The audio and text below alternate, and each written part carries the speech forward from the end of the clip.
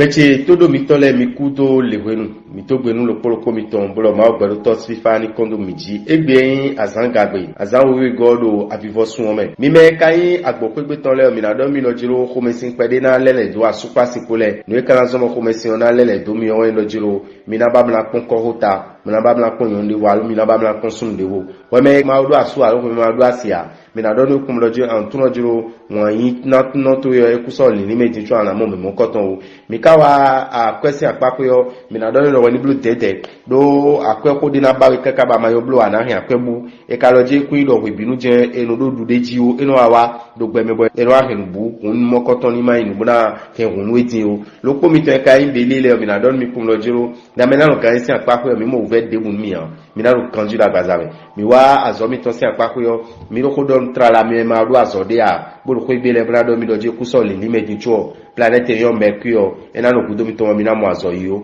we kwe mi kanazan mi ja ko lotori yo 58 mi me toro le yo mi na do mi kun lo me ma do asu alo ko me ma do asia e lo ni blue tete no ekun loju nu ero kikon bi kwe sikao pepepe na blue promesse gigenwe promesse no le woni ka blue tete na me odo asu alo ko me odo asio mi mo lo jiro awajije la super supported kondo ko de mi kana ro kum lojo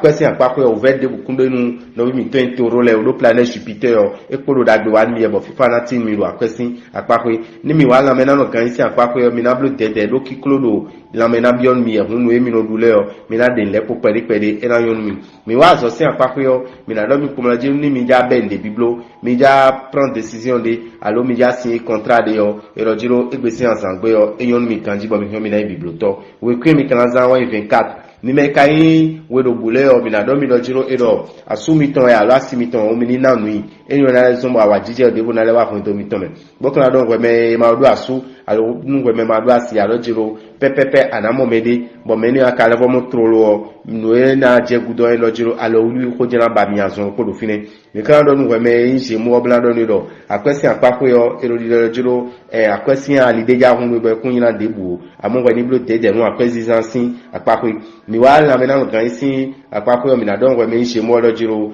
mi ku mo ve debu no ya na lo kan jiro agbaza me bo kan tun ko lo jiro azome o nunde budezi anui azo de budezi anu wa sun wani pon bo kono je blazo kanji aji we ma de ze anu yo wani ka kanji wa chubo sinye we pin kana za wa 34 mi me kai agasale bo ma do asu alguma do asia eru je kumula jiro me na asu mi alu me na asin mi o e ko ro kon to bo mi ton jizi mo e ku so le ni me chuo mi na pe me mo koton o we me ka do asu alu me do asio mi mo loji kon do ko de no asu pa si ko le bo pe pri mi kla do mi kumula jiro akwesi apako yo mi na blu tete trala mi me manu ni cho mi no dala ko mi no de akweton le a eloji mi ni blo tete ru egbesi ansanwe lo po mi ton le mi kla do mi kumula jiro ya zo si apako yo azora support do mi moja nu na lebo chiko mi one amo mi na pe bana wazo bo megigi na pa mi tan dan jan we kwi mi na zan ewe we kwi wa tongo mi me kai kini le o mi na do mi lo planet invenu so pache nu wan yon planet mo koton ero dagbe wa nu a super sipole bo kana do mi kumlo jiro ero dagbe al mi e perpetual mi kana blo de nu ko me sinsin utu bo kana do ko me wa ru aso alo ko me ma do asia mi na do ni lo jiro we me egbesi ansangbe yo de am blogbom la mo asumanda de am blogbom la mo asumanda e wona ile ni to da podo egbe we me ka liyon yiwe yo mi na do ni kumlo jiro akwesi apako taragbede nui ba la pede do nkun we akwe mo koton alamoyi ne do nkun ade la akwesi apako alu ni de ba de na do akwesi apako yo ni mo koton na ichicheme bo kana do ni kumlo jiro ani blo de nu ndudu o ni ma support do wetin no egbesi ansangbe o no na yon no sport biblo ina wa dagbe no ro present me boka le wa le me ni lo ko komla no lo azo si apako yo no na ku kan we ba ma si blo awe ma do mi na blo no e ma itu ya ba anto de obla ta da mi na blo e kuna idagbe no o we kun kana za we kun izengo mi me yon da lo jile yo bodo asu al bodo asio mi mo loji kondo kodo asu pasi potenti be plus de boka na do mi komlo jiro we me ma ka do asu al ko ma do asia e ro di do dandan loji we ni level blo we ni do pede gbogbo level yon pon ela zomo mene asunu alo asio ana imi mu koton moto ikusanve onu mi wa a question apako mi la do no vi mi ten fies le mi la do yekun lo jiro akoyo mi moton aso jeno abnomo cho tara gbe odi sunu akodo me wede nle amo igbe o ma do kun tada gbe sin debude o woni wo no acho to bo wo no aso to ela zobo ana mo akowa yi pegbe ni mi ka la mena kan isi apapo yo me na donu ekmolojiro anu ganju la gbazame planète yo Saturne planète mon koton ero ide ekmolojiro emina lebo don tito gegewa asoto isi apapo ba na to lebo ina je mugbe na je gangwe we kun akana zanwe we kun ogo mi me kai nu da gan le o bodo asu bodo asio mi na do mi kumolojiro kumesin pedena wa kumesin ka wa je mi kuna ba mi na tun doji ko mi tun ku jo wo mi na ba mi na tun mo koton eni okana zomo singidi na supo mi me ka ogbe asu alu mi me ma do asu le a eri do loji kun so le meji chu mi na pe me devo bo mi mo koton kan yin me dagbe nu mi o mi kan blo dede nu apesizan do ape ra ko men me o e ma yon do abele na ko boutique me o do ma do nu koton abi fi enu yin ki koton mo ni blo dede lo apesizan sin la pape mi wa na me na lo kan yi si apape yo mi na do ni lojiro anaro kanju la gazame nu ko me balance one balance lo po mi kan do ni komlojiro associé apape yo ado ni debo ado ndebo jablo nu mo koton e lo ni blo amo na blo lo tro lo na blo di o na le blo di o do po e lojiro ni afufun we de pe mo ekuna yin dagbe nu o we kun ya kana zanwe we kun we ne go mi me kai ron click le mi na do mi kun we me odo aso alo we me odo asio mi mo loji ko be sin pede na wa super potenti ne kana zon ko mesiona wa ana babla ton sa ma bi ogbe nu asutwe ana babla ton sa ma do ko de bu na situe bo e ma yon blo a sun de vo mi mo alo yon de vo mi mo e na do tamen me e kun kai nu dagbe o bo afo dagbe be na de o we me ma ka odo asu alo ko me ma do asi abo scorpion mi na do ni kun lojiro egbe tin azangbe o nu mo koton e nu boyin ku do nu itaw bo de amu asugbon de amu asigon anado fo mo koton pede do egisi azangbe ni mi wa akwesi apape yo mi na do nu we me scorpion kun lojiro lini de asorute bo uve de adoda ile uve mo koton le na je ko yiji akwesi apape yo lini mo koton le nya na mo ilo igbibo e kana ipipa wito mi wa la mena gan isi apape yo mi mo lojiro ando ganji la gbazame cho azoto isi apape le so mi mo lojiro ero di lojiro azo e ko inde yo ina na me tara gbebonu ko ina tin me we kun kana zanwa 59 mi me kai gadato bodo asu albodo asio elu do kumlojiro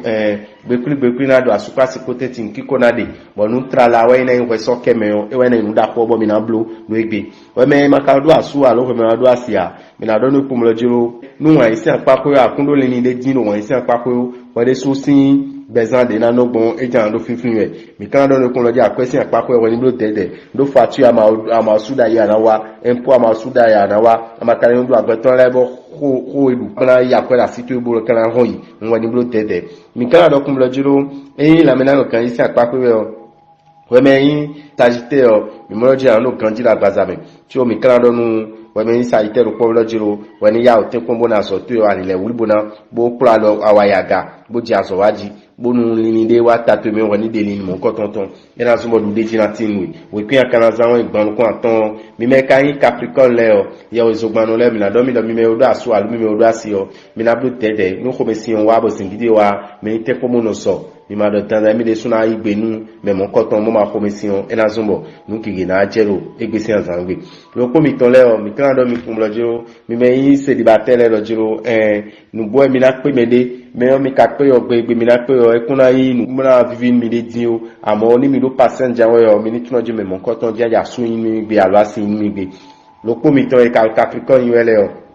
mi na do mi lo akwesi apako ta dagbede mi town do akwesi apako do egbe o planète yin do Jupiter planète mon ko ton e lo ko mi ton yo e je dagbede na one meji bo Pluton ko Uranus ko diswo ero apamiton bo kana do mi lo ji mi ni blo tete ko nduru ko e ma nduru duze ko wuwe o e na yon me mo ma ko me zona do tagban me e ya zo si apako yo mi na do mi ko lo jiro mi ni tuno ji mi na blo tete singidi duwe ya ja wa zo yin we zo kikan we ya e o e ni ko itebo wa zo meton e na zo mo dagbe na tin me we kwin na zawon 49 mi me kan 50 le o mi na do mi ko lo jiro me 50 bodo aso al bodo asio mi na do ni ko lo jiro kon to pona de ala jije na do asupa si potenti me de jijiro na supo do egbesi azangbe we me kan verso bo ma do aso al bo ma do asia mi na do ni ko lo jiro me pi an gbon le bikuyo gbeto sin ko na jitwe me to wa na cheme kike tonji mo kana do ni ko lo ja ni blo tete botun ojiro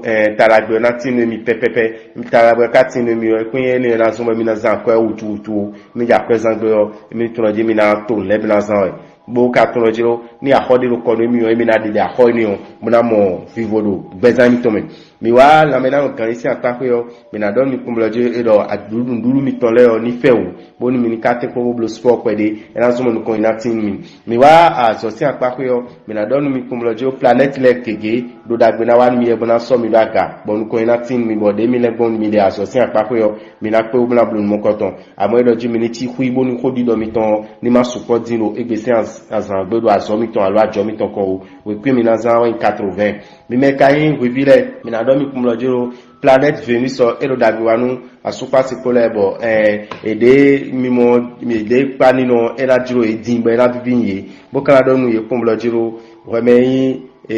poisson mo ma do asu album ma do asia eludoji mene asunu almene asinwe bo kana jeji no do apale bi kwikwe me de seconds apako yo me mon koton ekuso ni me gboju ma mo me mon koton planète kan yo mercure planète mon koton de so eru dagbe wa nu e ba ko 650 yo ena nyina debu ena compter amo e ma yo blo a ena bo zambikwi do ena zan wutu tombe kona le ave onu me claro mi do fo evo de so eru dagbe wa mi e bo zombo mi na ru kanjiru apazame mi kawa azosi apako yo eru jo come sin pedi na wa come sin ni o e la ve o numeta trala ne lo we so edu nkanu we de la so me o nu mo koton come sin de na wa bo e ma yo blo a e na di ba nyame gegesin azome we kun e kana zanwa we kun 23 e we zanwa tala gbetinu lokolo miton le e na chen mi. Pour ne pas rater les prochains numéros, abonnez-vous à notre chaîne. N'oubliez pas d'activer la cloche de notification. À bientôt!